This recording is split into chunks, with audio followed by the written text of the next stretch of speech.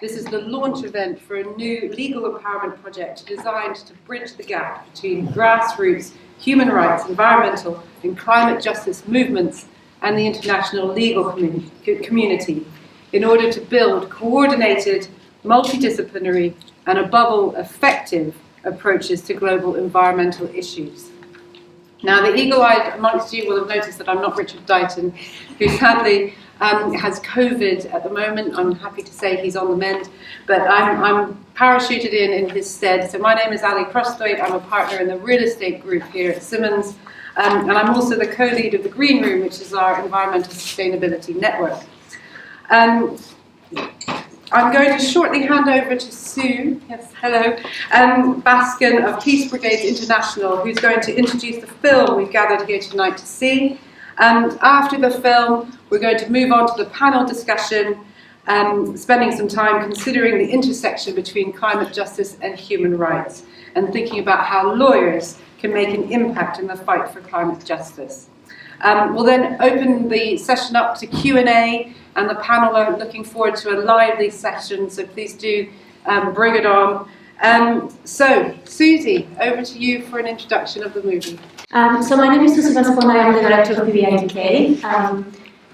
The film that we're going to see tonight is about the stories of 17 human rights defenders that we had the privilege to interview in Colombia, Mexico and Honduras.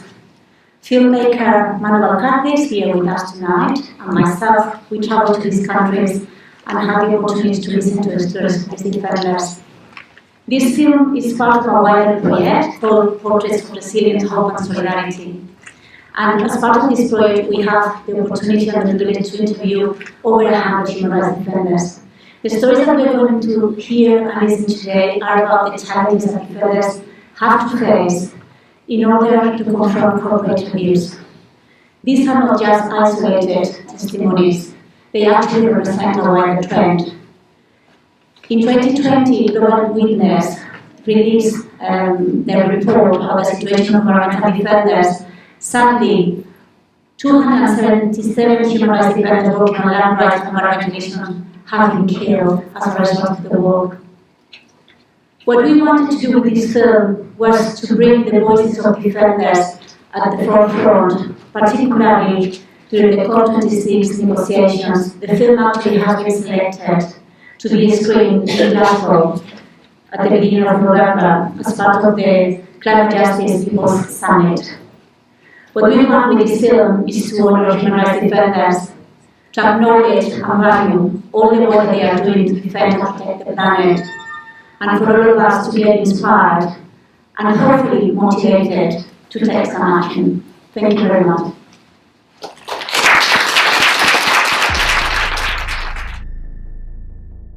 La ocupación de un territorio no solo ancestralmente utilizado, sino espiritualmente ocupado.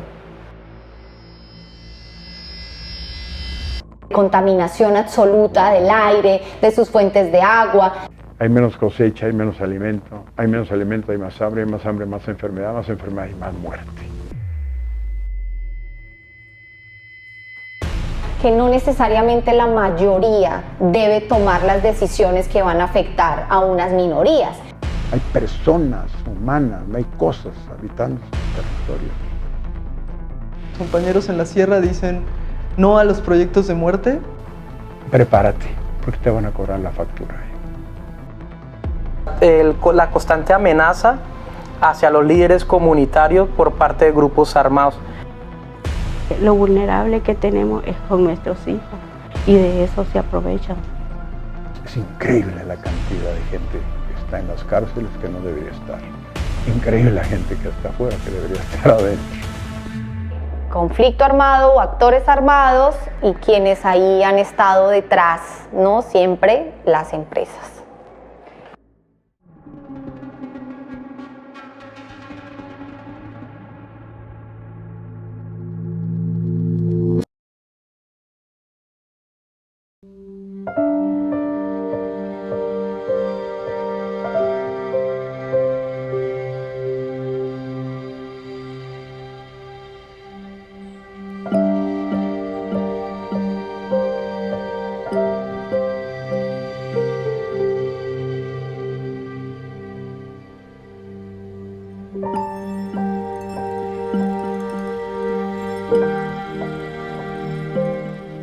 en primer lugar. Yo creo que es un profundo amor a la madre tierra. O sea, ves cómo está viva la tierra, ¿no? Ves cómo el agua está viva, ves cómo los árboles están vivos y merecen respeto, ¿no? Y amor. Y cómo sin ellos no vivimos nosotros, nosotras. Bueno, la tierra es la madre, como es para todos los indígenas, ¿no? Es la que les da la vida, la que les da la comida. Yo creo que aquí en México todos tenemos, no importa el color de la piel, raíces indígenas, ¿no? Y yo viví varios años en una comunidad indígena y uno aprende el valor y la riqueza que tienen las culturas originarias, ¿no? Atentar contra la tierra es atentar contra la vida. Y con las comunidades indígenas, con su sabiduría milenaria, ¿no? De qué es lo importante en la vida y en el ser humano y qué te hace ser humano o humana. Sin palabras, ahí lo encuentras. Y para mí, si eso se pierde, estamos perdidos como sociedad. Eso les entristece mucho a ellos y les entristece mucho la deforestación tan criminal que hemos estado viviendo.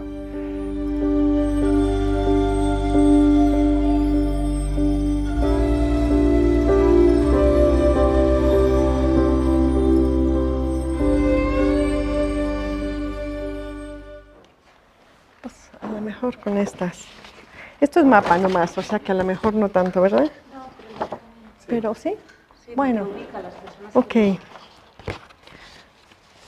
En esta parte más, que sería la parte más al sur pues de la Sierra Norte, es la parte más alta, donde están las montañas más altas y es donde están las concesiones mineras, ¿no? 183 concesiones mineras.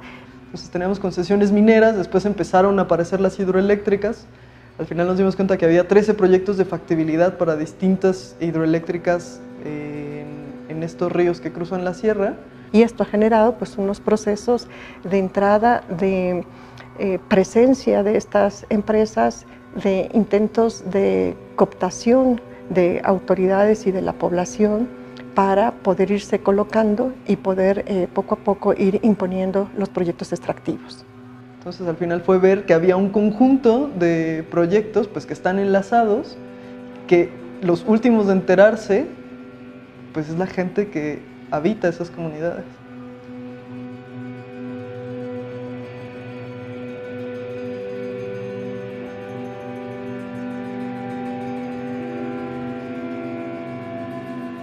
El indígena tiene su derecho histórico y no se le reconoce. Porque ellos dicen, yo aquí nací, ¿cuándo me dijeron que esto no era mío? ¿Cuándo? Luego entonces, si el artículo 2 constitucional reconoce que son preexistentes pueblos y comunidades indígenas, debemos de entender que entonces había propietarios originarios de esos territorios, que son ellos. ¿Qué pasa con estas empresas y con estos gobiernos que prometen a estas empresas una serie de beneficios y una serie de actividades que van a poder desarrollar libremente sin considerar que ahí hay gente? Que tenemos un Estado absolutamente sumiso, ¿sí?, a las consideraciones empresariales o de poderes incluso externos, ¿no? Hay personas humanas, no hay cosas habitando estos territorios, se nos olvida. Y el gran problema que hay, no más en México, en el mundo, es que ponemos un proyecto económico neoliberal por encima de un proyecto de humanidad. Y si esta es mi tierra, ¿por qué no puedo decidir yo cómo explotar mi tierra? ¿Y por qué no puedo beneficiarme yo de esta explotación de la tierra y de los recursos que están en mi tierra?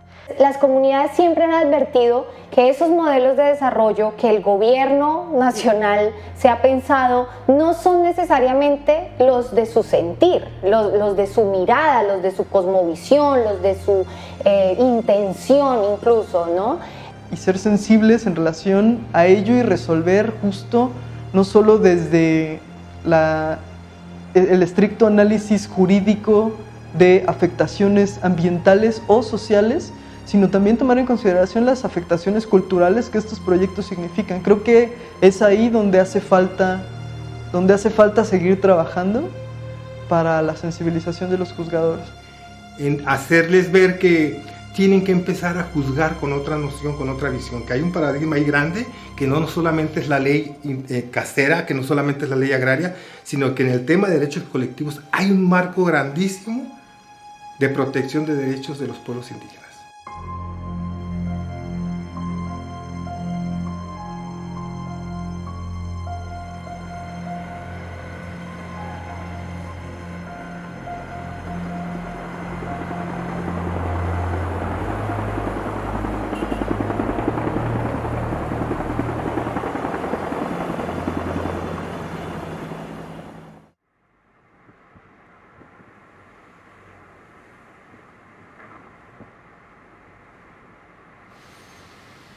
El cambio climático nos está gritando que es necesario hacer esta transición. Pero esta transición no puede ser a costa de lo que sea y mucho menos violando derechos humanos. Tenemos el caso en Choluteca, donde no se consultó a la comunidad, donde haya un proceso de desplazamiento de la comunidad, no solamente de desplazamiento, sino que al colocarse estas miles de hectáreas, ¿yo cómo me veo beneficiado? Donde hay un aumento en la temperatura, pero además no puedo sembrar, pero además me veo desplazado, pero además no me vas a dar trabajo y nunca me consultaste. Y yo no participo además de esto que para ti es generarme desarrollo. Ustedes saben que es un derecho de rango constitucional. Los pueblos tienen que ser consultados. Y es un derecho prescrito en el Concierto Internacional de los Derechos de los Pueblos Indígenas. Hoy los tiempos están cambiando y muchos ya estamos despertando y ya no van a venir nuestras autoridades solo a hacer lo que ellos dicen. Nuestra comunidad se tomó esa maquinaria y la amontonó aquí en línea, así como ustedes carruajes. ¿No les consultaron entonces? Y entonces a nosotros no los consultaron y se vinieron a meter. Yo le digo a estos inversionistas que han venido acá de Noruega o de donde hayan venido, que por favor respeten a los pueblos, que somos gentes humanos y nos merecemos respeto, que se vayan a buscar áreas donde no hayan gentes que habitan, porque es cierto, habemos gentes pobres que luchamos, pero también habemos gente que tenemos dignidad y no lo vamos a vender porque me den 10 pliegos de lámina. A mi casa me mandó ofrecer 250.000 empiras, mi persona no los quiso agarrar. ¿Para qué le ofrecían eso? No, me lo ofrecían, fue en el 2017. Sí, me ofrecían 250.000 empiras para que me retirara de mi gente y que les diera 5.000 pesos a cada uno y que yo me retirara y que deshiciera la ramada, que dejara libre todo. Entonces yo le dije que mi vida no valía eso, mi vida valía más y la de toda mi gente. Y yo como una persona adulta, que tengo mi familia, hijos, nietos, tengo que pensar en esa nueva gente que viene creciendo, cómo podría ser la vida de ellos. Y esa nos hace estar en esta lucha. Sacamos fuerzas, creo, de los mismos que nos unimos para la lucha, para seguir en esta defensa.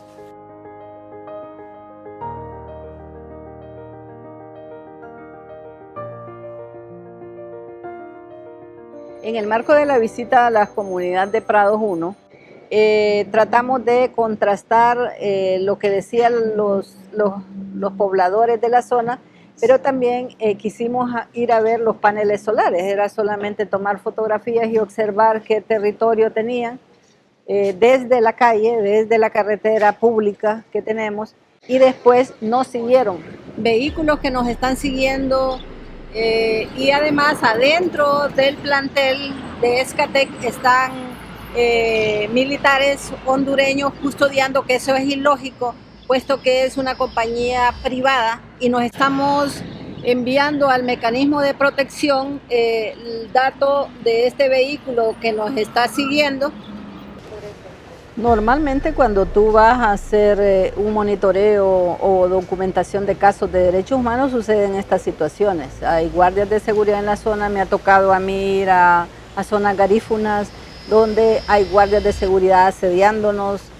Entonces se ha determinado que hay muchas empresas que cuentan con el apoyo de la fuerza pública, de los militares, de los batallones minero-energéticos en la avanzada de defender lo que consideran suyo, ¿no? De imposibilitar que las comunidades se movilicen, que haya protesta social, y entonces en eso hay contratos millonarios, por ejemplo, entre esas empresas y la fuerza pública que uno no entiende, porque ahí debería de haber una separación absoluta, porque entonces ¿quién defiende a las comunidades, cierto? De los abusos que esas empresas en muchas ocasiones también cometen.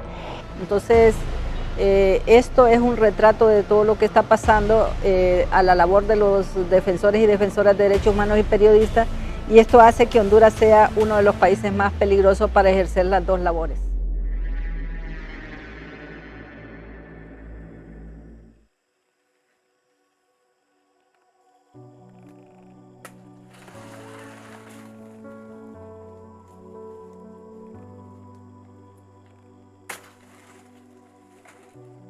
Estamos a nada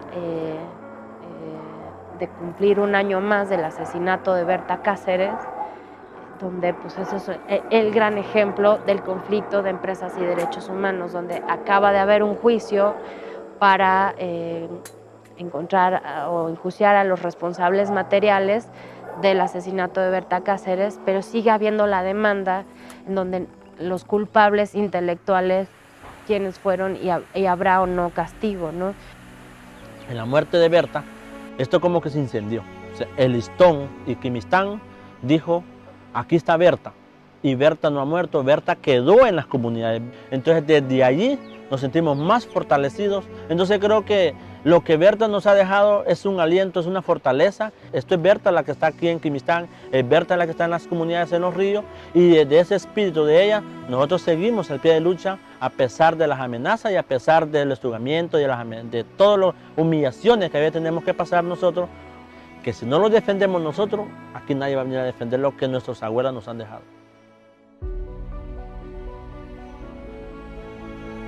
Tenemos la madre tierra que por ella vivimos. Mientras estemos vivos, nosotros seguimos luchando. Aunque dicen que somos unos locos, no somos locos. Somos unos defensores.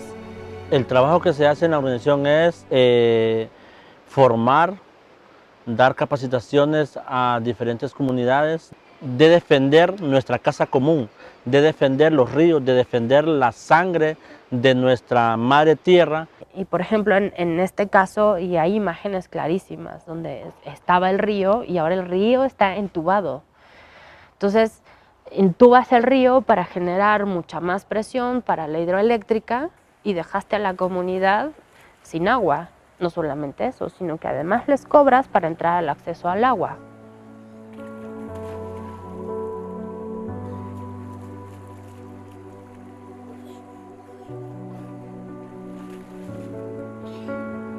Porque está el hermano Kevin. Por él nosotros estamos organizados. Nosotros ni sabíamos qué era organización, no sabíamos. Estábamos con los ojos cerrados con tanta lucha. Y críticas también, amenazas. Ellos entonces empezaron a formar grupos de choque en las comunidades y empezaron a amenazarme. Directamente lo hacían conmigo. Y hasta la policía se siente parte de ellos. Que ofrecían dinero a otros amigos de ellos, aliados de mismos de ellos, que me fueran a matar por 20,000 lempiras. Entraron a mi casa, no me encontraron, a mi esposa pues la hirieron del cuello, la arrastraron por toda la cocina. El empresario viene con esas tácticas, con esa mafia, porque nos creen ignorantes. Y hay muchas comunidades que caen por su ignorancia, pero nosotros como Asodicop estamos preparados y sabemos cuál es el papel que ellos juegan aquí. Y sabemos también que es una política del gobierno. Pero lo que más está llamando la atención en este momento, lo que más nos hace sufrir, lo que más nos tiene atormentados, por supuesto, es el incremento, ¿no?, en los asesinatos, los homicidios a estos líderes y lideresas con quienes nosotros trabajamos.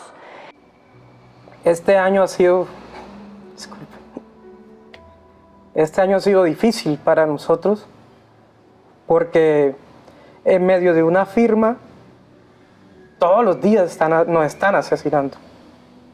Y en esto un papel muy importante que hemos evidenciado en el eje de trabajo de defensa del territorio, que es el papel que juega en esto las empresas privadas. Pero también nos levantamos con el temor de que hoy sí vamos a vivir, qué va a pasar. Y creemos de que es un labor que se tiene que reconocer en el mundo. Creemos de que es una lucha constante, fraterna y solidaria, que tanto las naciones como el mundo tiene que valorar este trabajo que cada día hacemos.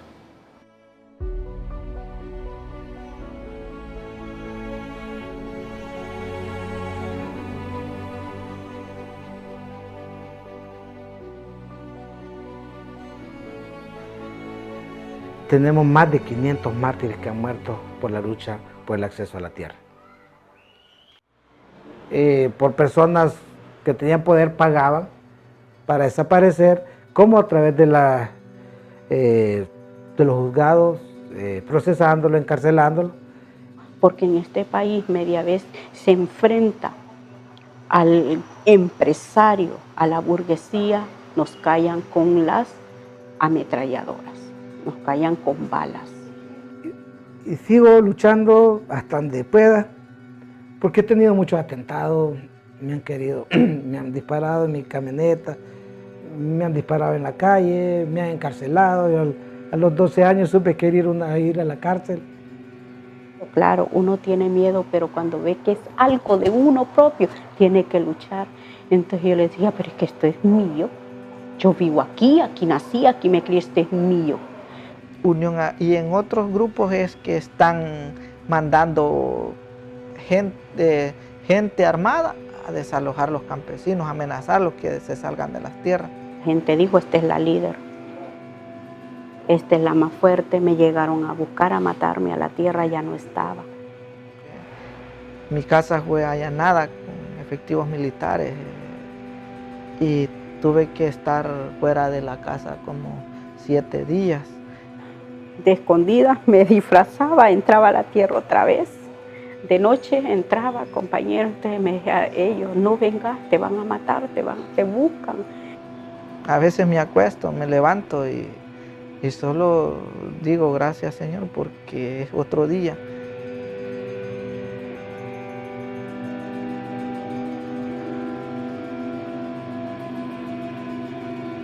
Cuando llega la policía me dice, ¿usted es Lilian Borja? Sí, yo soy. Entonces, usted tiene una orden de captura, no hay problema, ya estoy harta de seguir corriendo, les digo yo, de seguir huyendo de los sicarios y de ustedes. Aquí estoy, hagan lo que quieran. Cuando criminalizan, es totalmente desmovilizar a esas comunidades campesinas. Y se les acusa de usurpación. Cuando vamos a las instancias judiciales, nos toca iniciar un camino lento y sacrificado para demostrar la inocencia de estos pobladores, a quienes como medidas sustitutivas de prisión, entre tanto el juicio no se abre, se les prohíbe acercarse a la zona de conflicto, que es donde ellos viven. Los desalojan, se acusan de usurpadores y van a la cárcel. ¿Qué pasa con esas familias? A la cárcel, a esperar un juicio de 3 o 4 años. Entre tanto, en 3 y 4 años se ha instalado la empresa hidroeléctrica, la empresa minera, y después, cuando un juez determine la inocencia de este líder o de esta lideresa, ya el proyecto está instalado. O sea, más de 2.600 campesinos procesados, de los cuales 1.850 son mujeres. Madres solteras en su mayoría, menores de edad, que están con procesos. Somos las mujeres las que vamos a buscar un balde de agua para bañar a nuestros hijos. Ahora, como mujeres, somos las que estamos luchando contra esas mineras, contra esas extractivas, porque somos nosotras las que necesitamos de los bienes naturales. Han muerto muchos y muchas. Y hasta el momento no hay un culpable. No hay ni un culpable.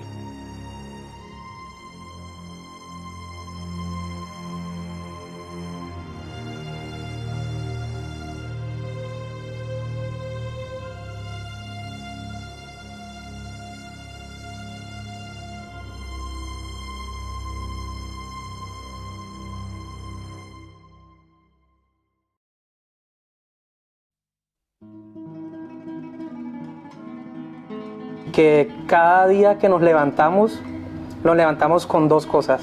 Uno, en seguir defendiendo e insistiendo en que se respete la vida de las comunidades indígenas. Y venir a trabajar en derechos humanos debe tener uno una gran capacidad de frustración y que no lo tumben tan fácilmente.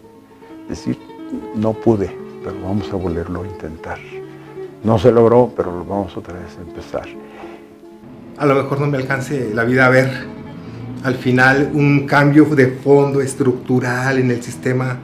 Yo creo que lo que los abogados que nos dedicamos a esto hacemos en nuestros planteamientos es con esa intención, va a contribuir un poquito. Cómo la vida y la esperanza y los proyectos de vida siguen germinando a pesar de las adversidades. De que si la lucha en el país agarra fuerza, algún cambio tiene que haber y esa es la esperanza que tenemos. Que sí hay justicia y que tienes que promover todos los medios y recursos necesarios para alcanzarla. Lo peor que se puede hacer es no intentarlo. Me hace feliz ver a aquella gente cuando se enamoran de una lucha. Nosotros mientras vivamos, nosotros seguimos la lucha y primeramente Dios que la vamos a lograr. Y seguiremos gritando y defendiendo a la gente pues hasta que se nos acabe la voz y la vida. Y si nos acaba la voz, escribimos, si se nos acaba la vida, hay otros que vienen detrás. Aprender de esa fuerza que las comunidades ponen y el corazón con el que se trabaja, esa sonrisa alegre y ese trabajo duro con el que se enfrenta a la vida cotidiana, que eso me inspira a seguir haciendo lo que hago para las generaciones que vienen. ¿Sí? Buscar que haya un cambio en la perspectiva de ver el mundo. Que no se ve, solo se ve la montaña, pero lo que está dentro son recuerdos de nuestros abuelos, que a veces esos abuelos y abuelas nos impulsan más a seguir defendiendo lo que ellos nos han dejado.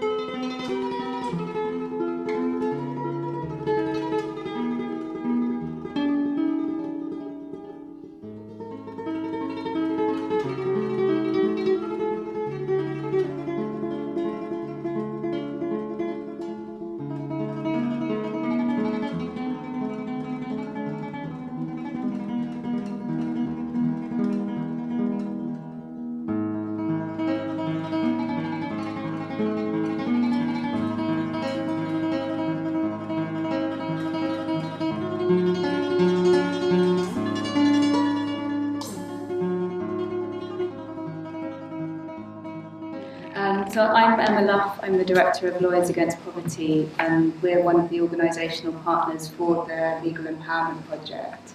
And as an organisation, we're a network of individual lawyers who are keen to put their skills and resources behind projects that increase access to justice around the world. So it's been great to work with others on this project to work out how we can do that more effectively to support the work of human rights defenders.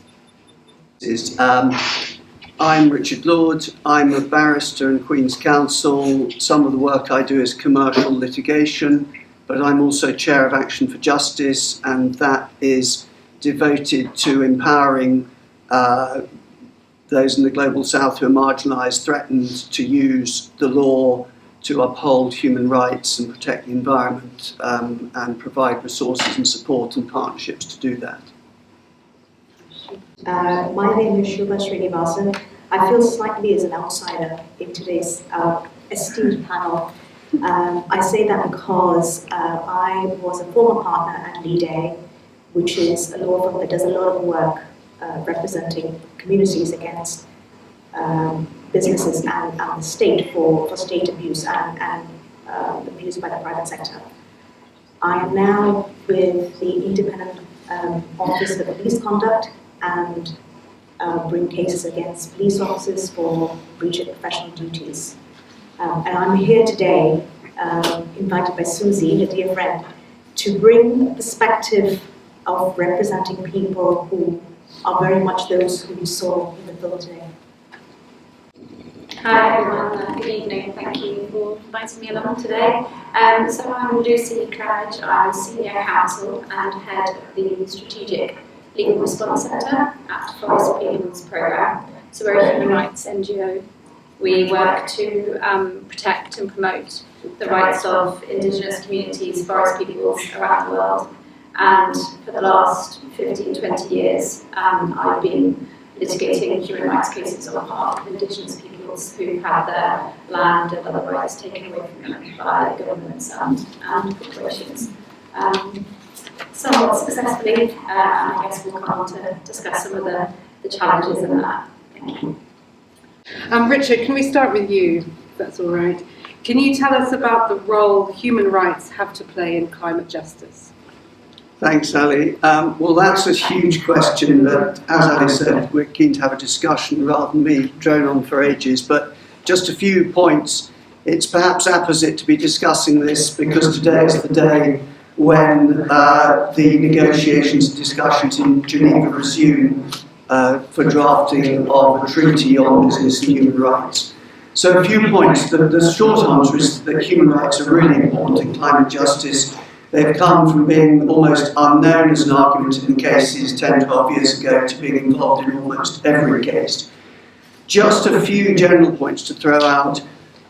First of all, we've got to be realistic, we've got to be excited about the opportunities, but we've also got to be realistic about some of the challenges and barriers. So, for example, on a legal level, people think that because something's a human right in a charter or declaration, it can be enforced. It very often can't. It's a huge and complex subject as to when a quote-unquote human right is actually something you can actually in a court. But the flip side of that is even when there are difficulties in doing that, a huge number of soft law, human rights norms, the UN guiding principles, all sorts of things have become benchmarks and really relevant as standards which states or corporates are expected to live by, even if not legally enforceable. Paris Agreement is another example.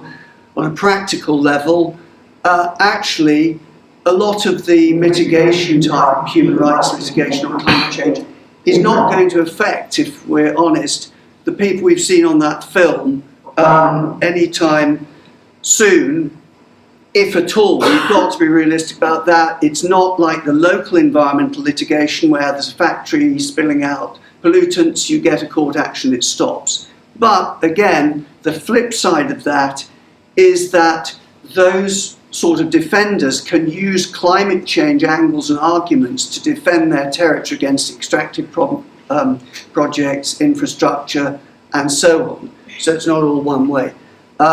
And do stop me. I think everyone's enjoying it. The second point, briefly, we always say briefly and then drone on for ages, but second point, briefly, what sort of human rights? Well, again, litigators have suffered because most of the international human rights instruments don't actually include the environment in them. And so it's a lot easier in many cases in developing countries where the new constitutions do have an express right to a clean environment. Colombia, Guyana, Kenya, India, lots of them, much easier. But there's plenty of ingenuity of lawyers to use other rights, the right to life, all sorts of arguments about whether it's a present or future threat, right to dignity, all sorts of other ones, right to privacy and family life under the EHCR, lots of others that too long to mention. Third point briefly, where are we going next? Well, agenda has sort of broken ground in showing that you can have effective litigation against a state based on human rights. It's shown you can overcome some of the defences like non-justiciability, like the idea that we're only contributing 0.5%, so don't look at us. That's been followed up with really exciting things in the German federal court. Only this week, what I'm told is the case of the century in France. The judgment's only in French and I haven't managed to read it, really important. But the one that's perhaps, and there's no pun intended, the bombshell is the Shell judgment. Really extraordinary in lots of ways, because human rights are normally seen of only in a strategic, in a public context against states. And there the argument succeeded that the behaviour of big corporate emitters has to be looked at in the light of human rights norms. Really interesting that. Possibilities more, again, in France where they've got due diligence law and so on. Fourth point, will it happen in England? Because many of us, although it's a very international gathering, many of us in England, well, too hard to tell. The English establishment and the courts have been quite conservative in applying human rights change and climate change, but increasingly one sees a lot of the arguments for against an action are crumbling. And finally, a practical point, which is really what do we do about what we've seen on the film. There's no shortage of academic articles and declarations and research projects. When I Googled climate justice, I got 783 million hits. When I Googled climate change and human rights, I got 929 million hits. So, and there's no shortage of courage, skill and knowledge of the local defenders, not just in Latin America, Southeast Asia, Africa, everywhere. So what and we're not all of one mind or outlook here, but what we can really do is try and pick out from all this massive legal points and arguments things to pick up on and make case theories and make cases work and combine and partner with local human rights defenders to make litigation happen, whether where the harm's happening, whether where the parent company is, anywhere in the world, that actually makes a difference. Sorry, that's more than 3 minutes, but I'll now keep quiet. I'm just wondering if Shuba, you want to come in on, because I mean, we certainly, obviously you mentioned the UN guiding principles, etc., but we didn't see much evidence of them on the film. I mean, in practice, what can we do? Thank you for that. I can't really better what Richard has already covered in terms of the legal landscape and the various boundaries that are being pushed. And I'm sure the other panel members are going to come in on that front who have done real work in that area. What I would like to bring to that discussion is there are, first of all, I want to say that these are my personal views, having litigated in this space for some time. What we find is there is a real lack of momentum in devising specific legal provisions or legal tools that provide a clear gateway for defenders and communities to bring legal action for human rights, in the name of human rights, in the name of environmental rights.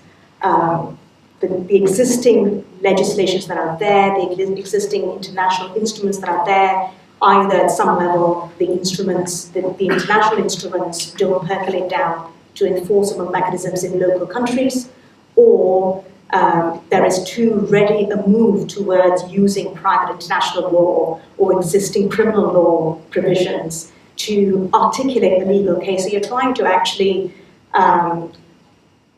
try and get a sphere into a square peg, and very often it just simply doesn't work. It can work in certain circumstances, depending on a unique combination of what a particular community wants or a group of defenders want, and you're able to perhaps articulate the case in a particular way, and you get a certain response or a certain outcome. But it cannot very often articulate the whole breadth of challenges that are faced by environmental defenders and communities on the ground. We saw in the film today something that I've certainly come across in my work, where communities speak about their love and their relationship and their connection to land. It is a relationship that is actually very difficult to understand from a private registered ownership perspective. It's communal space that is incredibly difficult, not only for the lawyer who's engaged in the work to articulate and get evidence from the client, but also to persuade a judge in an English court or in a court in another country if it's not in the country where the harm occurs. But even if it's in the home state, it's difficult to articulate it because there is that gap of understanding of cultural values. So that is a real challenge. We don't speak their language. The law doesn't yet speak the language of defenders and the language of communities, and I think that structural change that one of the defenders was talking about is pretty much where I come from. I feel that that's where we need to go. We need to actually have a root and branch approach to this.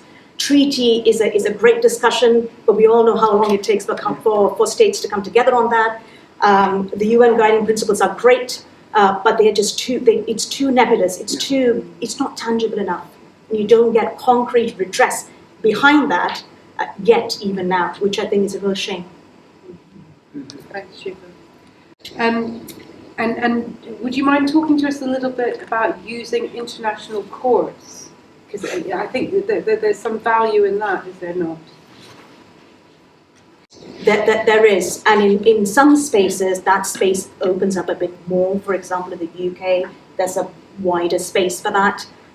In other countries, much more difficult. But there are benefits to it. So this is where you have strategic litigation, or legal mechanisms that you operate outside of the place where the harm is actually happening. So if it's happening in Honduras, you bring a case another place like in Canada or in the States or in the UK.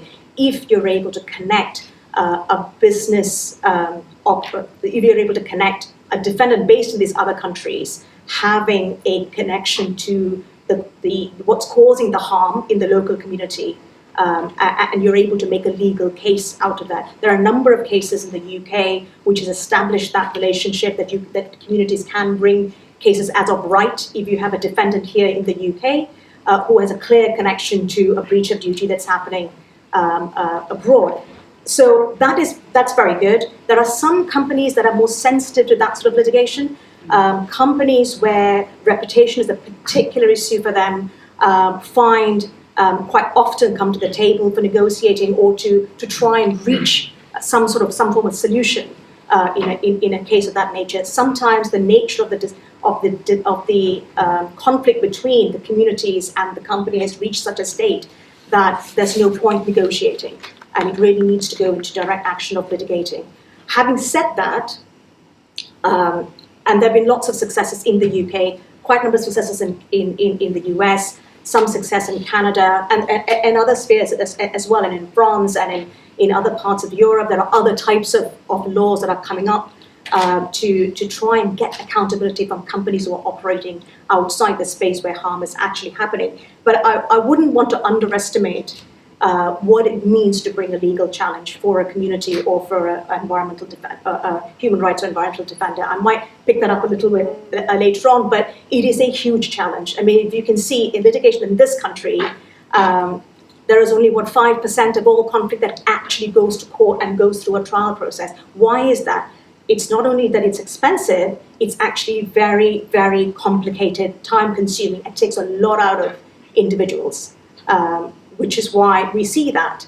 And you add into that mix the complexity of what these communities are facing on the ground, where even lifting their head above the parapet may get them killed. It's a big ask to get them to engage.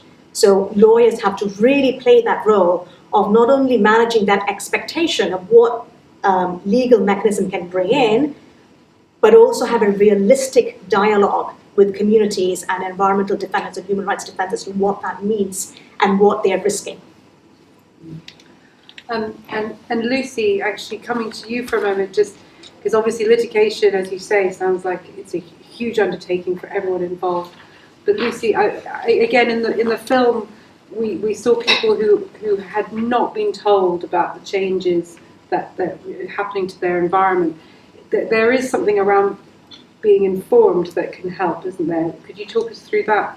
Kind of climate justice at the very beginning of a renewable energy project, where lawyers should actually be aware of what these rights are and what rights the indigenous and other communities have over their land, as well as states and companies should be aware of these rights. And essentially, it's a safeguard called the right to free, prior and informed consent. So free being that the communities who customarily own this land, who have this hugely strong spiritual attachment to their land that she was talking about. Free is the sense that there's no coercion, there's no way of forcing these communities to give away their land or have their land taken away from them, through financial or other means. Prior means that at the very, very, very beginning of any development project on the land, the communities are approached and they are fully informed in good faith about what's going to happen. And then that process is repeated all the way through. So at each stage of the project, the consent is sought and the communities are fully informed. So informed means that they know what's going to happen, they know what the budget is, they know who to go to, they have legal representation, they have information in their language, and again, that it's all in good faith. They're not told, well, if you build this project, you'll get jobs, and why don't you come and work now and see what it's like? Because that's a kind of, again, it's not free, it's not proper information. And then I mean, the consent part is basically that it's always in good faith, that it's a proper process, there is active participation. And unfortunately, so this is known as FPIC. FPIC is often seen as a barrier to development, but actually it's a process that's very strongly interconnected with all the other human rights that exist. And Richard, you talked about this kind of interconnectedness as well. And actually, if you look at things like the right to development, that also implies and actually encapsulates a freedom of choice. And so there should be it's a process as much as an outcome. And so I guess it's to encourage lawyers and others that, the film itself talked about the lack of awareness of judiciary as well of these standards, because they exist in the international sphere, but often they don't percolate down, they're not represented in national legislation. And communities themselves aren't actually aware of them as well. So there's a huge capacity building project and process that needs to take place as well. And presumably that's stuff that could be built into the contracts that are being drawn up on a sort of due diligence basis. Has this process been gone through? Can the company who's developing confirm this has happened? There's a right to give consent. There's also a right to withhold consent, and then if consent is given, there's also a right to this benefit sharing. So I think there's also a need to have a grievance mechanism as well, so that there's a fair, good faith process as well. So you don't hopefully end up in the courts as mentioned. It's a standard that needs to be, I think, borne in mind by all lawyers who are working and advising on all of these contracts. And I think sometimes lawyers don't necessarily want to look for this information. So organisations like myself, there are others who work with Indigenous and other communities, I think would be very happy, more than happy to either provide some advice or point people in the right direction if that's needed. I mean, we saw in the film the lady who was offered 250,000 euros for her consent, I suppose, which is about 7,500 UK pounds. How does that? Presumably, that is an attempt to obtain consent. What does it say about buying it like that? Is there anything like that? Free prior and informed consent. That's kind of gone. It's maybe it was prior, I don't know. It's not really informed, so it doesn't really comply with any of its standards whatsoever, but it's extremely common. We see it a lot with many of the communities that we work with around the world. So we work in the Amazon, over in Asia, as well as in Eastern and Central Africa as well. And it's a very, very common occurrence, unfortunately. And that's when all these problems come up as well with environmental and human rights defenders that we've also been discussing. Emma, perhaps you can talk a bit about the Legal Empowerment Project, because I think that's looking to bridge some of those knowledge gaps. Lucy said about capacity building is really at the core of the project, and equally on both sides. I think it will be a space where lawyers, like what Shivana was saying, can start to really understand what the issues are that communities are facing and where the legal skills and legal strategies fit in with that. But But where the Legal Empowerment Project came about was through the work of our respective organisations coming together and feeling that we all had skills or networks or expertise that could strengthen one another's work, but more could strengthen the work of human rights defenders, and particularly in relation to the disputes around climate justice. So I mentioned LAP briefly. Peace Brigades International UK is one of the other organisational partners that work with human rights defenders around the world. Action for Justice is an organisation that provides practical guides and tools for lawyers, but not just lawyers, civil society and activists in the Global South. So I think we felt there already that there was some important resources that we could combine. And then we spent the last 6 months consulting with defenders to really identify with those resources and with potentially more impetus from the international legal community, what could we do? So we've had some focus groups and some feedback, and we hope that that feedback process will be ongoing. And where we've got to by this point, and this is very much a launch event, so we're at the beginning of this project, and we hope that some of you will be involved as we continue to develop it. But we've been working on a best practice forum that will be running through 2022, and that's focusing on quite a few of the issues that have been raised in the film and also on the panel around what are the legal gaps, what are the standards, what does due diligence mean, and we're hoping that the forum will be a space for lawyers to better understand what the challenges are, and equally for defenders to be able to either get information, access to legal networks, or much more specialised training on some of these issues. So that's where we're at this stage. Brilliant. I just want to come back to you, Richard, if that's all right. With a slightly more challenging question is, on how do you think we resolve the tension we saw in Manu's film? So if we're going to limit global heating to 1.5 degrees in line with the Paris Agreement, we're going to need to undertake a transition to renewables at scale very quickly. How can we prevent that very necessary project negatively impacting the communities that we see in the film? Well, I think the key is in what Lucy said, and just first point is, I don't think this binary right or wrong. It's very easy for people's views to be polarised and think that every project by a corporation is evil and should be banished. There's a balance between development and human rights, and also there are tensions. So one sees it where land is set aside as parkland. Well, sometimes it's said to be very good for the wildlife, but very bad for the indigenous people. So there's this tension that needs to be managed. But the other thing is and why I think what Lucy said is the key.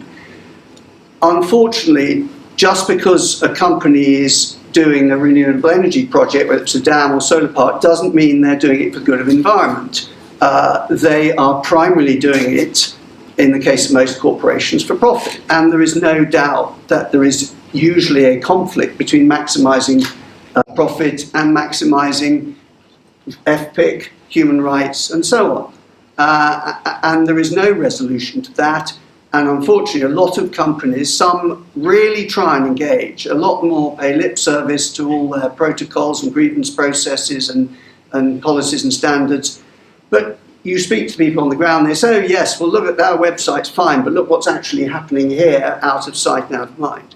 So there is a conflict, but the answer is a mixture of engagement and use of legal action to get something that is both sustainable development and respecting human environmental rights. It's not an easy one to crack.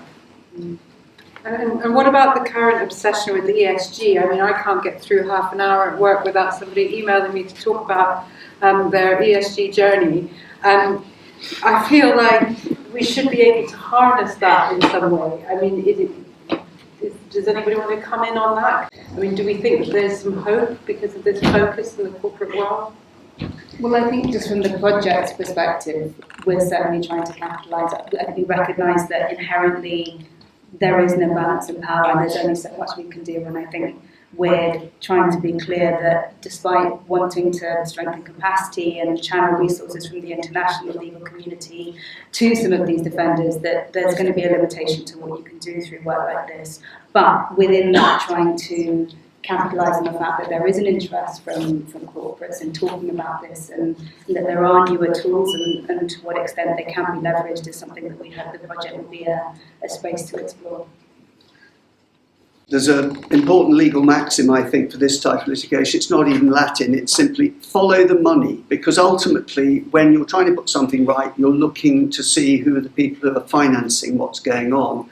And if you've got pressure not just from lawyers, but from investors, financiers who are genuinely engaged with ESG, that is potentially making a big difference. Yeah, I would agree with that. Can I ask you a slight curveball, Richard, but just the last one, I promise. It was something that I wondered if you'd like to talk about, which is the principle of, I've seen it successful in some places. I think the Ganges has happened in India, where ecological features are given legal rights. So a river could be imbued with rights and then they've done it with the Himalayan glaciers. I mean, is that something that we're seeing used successfully? Yes, it has been invoked, and I don't want to go on too long because it's much more interesting to hear from others, but yes, it has. We have this very Western idea, or some of us do, of private property and what a legal corporation can have personality, but a river, how ridiculous. But that's not how others see it. So the idea of Pachamama in South America, but it's not. In New Zealand, they've had cases where rivers and ecosystem given rights, something going through the Ecuador courts. It's sort of work in progress, but I believe it will come, and it will be another tool in the armoury of the litigator. Thanks, Richard. Right, can we open it up to the floor, and if anybody's got a question for the panel. It seems that we could force through the EU and Parliament legislation that would prevent these corporations from behaving in this manner.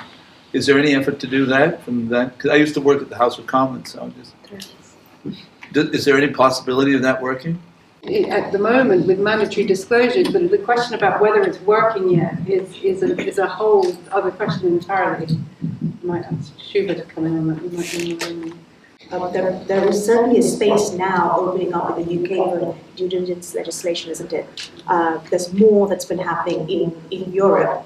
There have been a couple of cases in France that have been useful, but there is momentum moving in that space where you are seeking to prevent human rights abuses from happening by assessing and managing the risks at a much earlier stage and making companies liable if those assessments haven't happened. There is a real debate, I think, in the UK about whether or not there should be a defence for a company available in those contexts if they've done due diligence in the proper way. But I think that's still early days. But there is certainly movement in that space. There hasn't been a huge amount of litigation I'm aware of that has really turned the tables, as it were. But it is one other armoury that is being put forward. Thank you. Thank you for taking the time out to speak to us.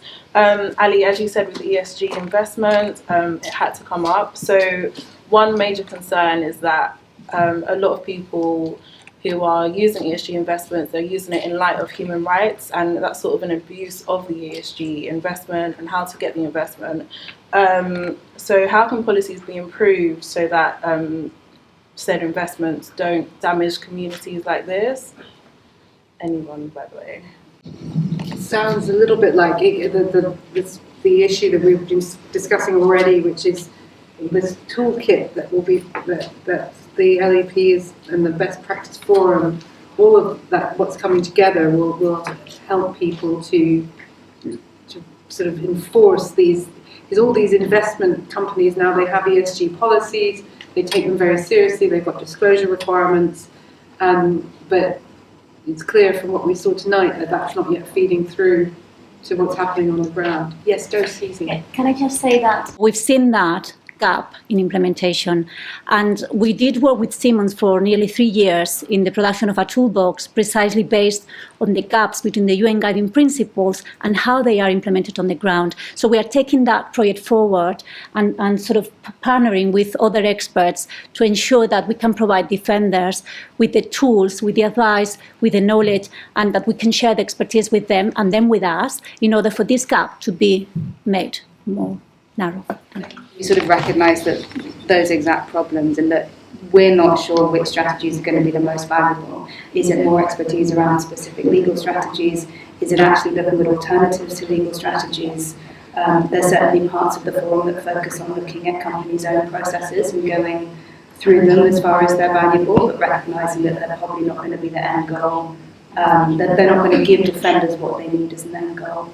But I think having that range and being able to have the space to test it a little bit, I think it will get us somewhere. I don't think it's going to fix the problem, but as Susie said, it is the sort of the gap between what's there and what's, you know, in theory and sort of these nice nebulous standards and what's happening on the ground, and anything we can do within that space to try and narrow that gap. Comment on that? I was just going to add a little bit about what Richard said about kind of paying lip service to policies, and then we don't actually, you know, go further enough. And there is a really big difference between what ESG policies might say in terms of participation of communities or consultation. That isn't free, prior, and informed consent. It isn't those three four principles, which actually go really, really deep into ensuring that communities don't get forced off their land.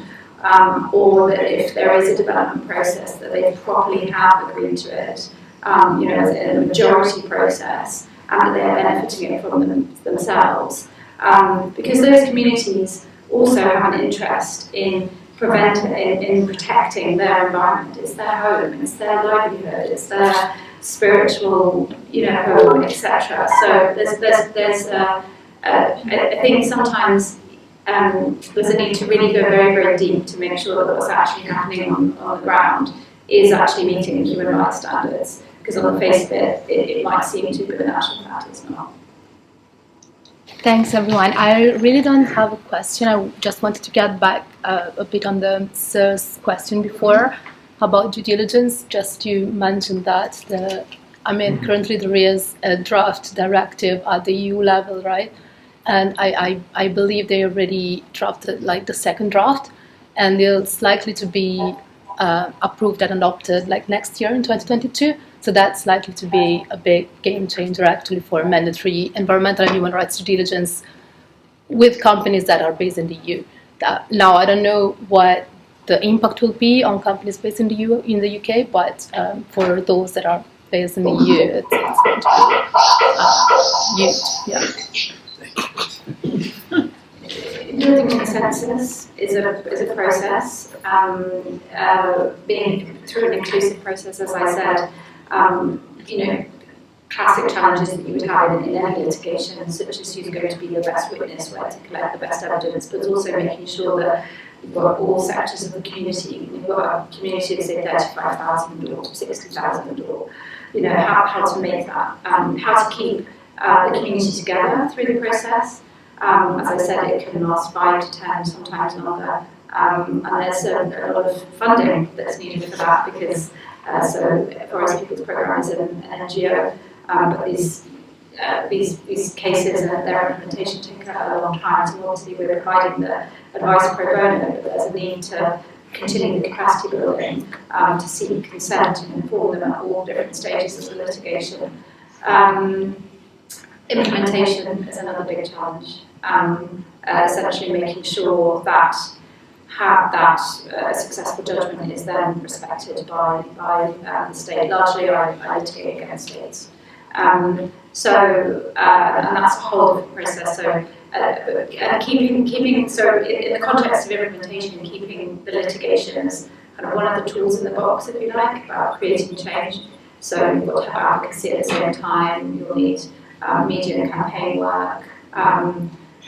You'll need to adapt to changing political situations, and then, yes, maybe addressing issues that human rights defenders might be facing.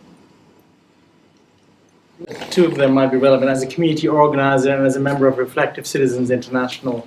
So I'm really fascinated by the model of kind of community organizing that must underlie the consultation processes with the different communities.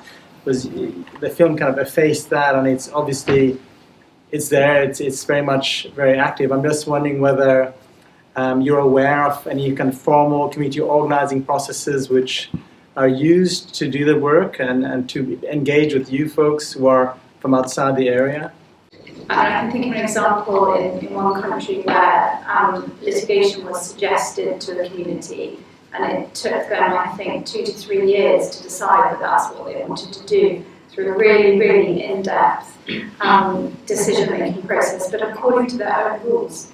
So again, because it's all based around principle of self-determination, I think my organisation's role was purely to provide kind of technical advice to say these are the options, but you have to decide what to do yourself. So I don't know that there is actually really, as far as I'm aware, like a set formula. It's very much how the community feels and how communities run, and how they feel that they are, they can make the decisions themselves, and whether it's a majority decision or whether it's a 70% decision, and the other thing to really mention, actually, I think about it, is the role of women, because often these processes are led by men. And so that's another aspect, I guess, to think about, which I'm sure you're aware of as well, but really to include women who actually feel many of these issues in a very strong, significant way, but don't have a voice within those processes. So we haven't looked at a formal community development or community organising model, but I think certainly trying to keep it as a space where we're adapting what models we use and maybe sort of testing out where models integrate well, maybe where we need to develop new models. But as I said, we're at the beginning. But Susie, I don't know if you... These communities on the ground with sort of legal experts from the north, and it's really for both of them to sort of learn from each other. It's going to be very organic, and we have a program, we have loads of identified sort of themes and areas of support that the defenders have asked for. But I think as we continue the conversation with human rights defenders, then we're going to be understanding them more, and then perhaps lawyers would be in a better position also to learn from them, and the other way around. I don't personally think that the experts are in the north. I've met extremely knowledgeable lawyers and community leaders. I mean, this is the amazing thing, people who have been in the struggle for many, many years, and they don't have a formal academic qualification, and yet they know much more than many of us. I just think that we need to sort of have a space where some of those conversations can happen. That's why this is a very, very peer-to-peer sort of space, and we do hope to learn from them, and I hope you would learn from them as well if you happen to join it. Thank you. One of the things that can affect that relationship is who your community is, who is that person or group of persons. They could be indigenous groups who have got recognized indigenous rights, or a group of people who are recognized in some form by the state, but equally a number of groups who are not recognized by the state, who are affected. People who are not landowners, people who are squatters, people who moonlight, people who do things on the side because they have to make ends meet. And those individuals are particularly vulnerable and need to have a strategy by which they can engage in a process that actually brings them into a legal sphere which they may not be comfortable sitting in. And yet their rights and their way of life is also affected. So it would be good to actually open that space and dialogue up so that there's no one person who gets lost or who gets excluded from a strategy going forward about being informed of what they can achieve in terms of defending their rights. Just thought I'd mention that because it's certainly an issue that comes up in the legal space where there are a number of individuals that I have met who I've had to say, unfortunately, no, I'm sorry, you don't have a legal claim. And they are equally, in fact, or perhaps even worse affected by state activities or corporate activities, but they simply don't have they simply don't have a standing or even a recognition that they own a piece of land or they have a right to water in a local area, and that's devastating because it can affect a lot of people. The judiciary in developing countries can be corrupt and open to kind of to influence. Do you find that litigating in the domestic jurisdictions can help change the culture, like within those countries, and kind of help eliminate corruption? Or do you only really litigate outside those jurisdictions because you're more likely to find success? Where do I begin with that? One of the reasons why communities litigate out is because they simply don't have that access to justice in the country where they are, for the reasons that you've already articulated. But there are a number of reasons for it. One is not just that the legal space is closed because of bribery and corruption and because of a lack of transparency, of actually getting some form of judgment or some form of enforcement at the end of any process, but you also have corruption at all levels, but also a lack of skills in the home country to be able to litigate what are very, very complex cases, raising very complex issues, very often novel points of law. So the risks are very high. You also require a lot of, not necessarily legal expertise, but also experts in terms of setting out what is the impact of a particular company operation that's going on. You often don't also get that locally, you have to look for it abroad. So there are a number of factors that come into play. There are some movements where lawyers have tried to litigate in the home country, but some of the things that they face are very much like what happens to the defendants that you see in the film. Criminalization of their activities. Some of them are barred from debarred from practice. So there are very significant challenges that happen. So what you sometimes end up doing, and I think it's a case-by-case situation because it very much depends on the communities, what they want, the factors that influence their decisions, the area, the space where they live in, to work strategically, where you purposely bring litigation outside in order to raise awareness or for whatever reason. At the same time, in some way, getting the state to recognize this is a real problem for you in your country. And that sometimes then allows for some transfers of skills, allows for some capacity building, both from civil society and from states. So it's what I would say is it can be glacial in movement. So Andrew Hickman would like to know, how do we ensure that seeking legal remedy for environmental and human rights crimes doesn't do more harm than good for the communities impacted?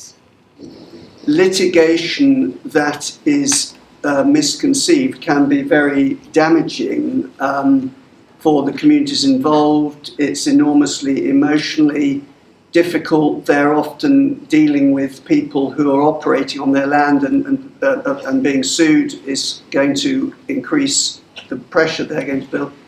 And people can have unrealistic expectations, and I think Lucy's particularly expert on this as well. And often, if you get a judgment, people can fall out over how it's implemented, if it's implemented at all. So people can go through 5 years of litigation, even if they win, it may not change things. So most people who advise and work with communities are very careful to pick cases that will actually provide a positive outcome. And of course you get some litigation where there's a sort of higher strategic principle involved that may not benefit the communities in whose name it's brought at all. But it's a balance, but responsible lawyers and experienced lawyers will take that into account. But I mean, again, I don't know why pitching, because I think Lucy is very well aware of it. Because litigation for Indigenous communities comes about because of their right to self-determination, and that's where FPIC comes from as well. If you are a lawyer representing those communities, then you can't just do it from an office in London. You have to be, to the extent that we can, even now it's very hard, but you have to be embedded with those communities. You have to follow them through that journey, and it takes a huge amount of effort, as Richard has said. I mean, you talked about litigation that lasts 5 years, but I've been litigating a case for nearly 12 years now, and we still haven't finally got to the final remedy, and that's in an international, a regional court, and that hasn't been implemented. It doesn't necessarily devalue what we achieved, because through that process the community actually became much more empowered. They learnt what their rights are. They're much more able to stand up and request those rights. But there have been some problems. Some of them have suffered issues as environmental human rights defenders. I think it's about just being very, very careful and always making sure that the community that you are litigating with is with you, that it's a partnership all the way through. So Jennifer McLeod would like to know, what are the key ways, in your view, that international activists and experts can learn from rather than teaching the communities that they seek to empower? I've learned so much from working with Indigenous communities. Their strength, their passion. You were talking to them about how it's very difficult to understand the different concept of property, like the spiritual attachment they have to the land. That is their homeland. That's their ancestors have built their whole religion, their culture. I mean, it's amazing. And the way also that they can come together in the face of adversity is incredible as well. Can I underline something about indigenous communities? They say we are nature. That's what we forget. And we forget that 80% of the pristine land still on the planet is lived by indigenous communities. It's not someone just out there, middle of nowhere, living in caves, living in the forest. We are the one living in caves, and we don't see what is happening. So it's up to us to learn from them. 2 years ago, here at Simmons Simmons, there were some indigenous people from the Amazon, the Ashaninka and Guarani, telling us what was happening and asking us to be together on this journey, to bring back Mother Earth the way she was. And that's an invitation they keep on giving to all of us. They don't want to go in a fight with us. We are together in this because we are nature. Thank you.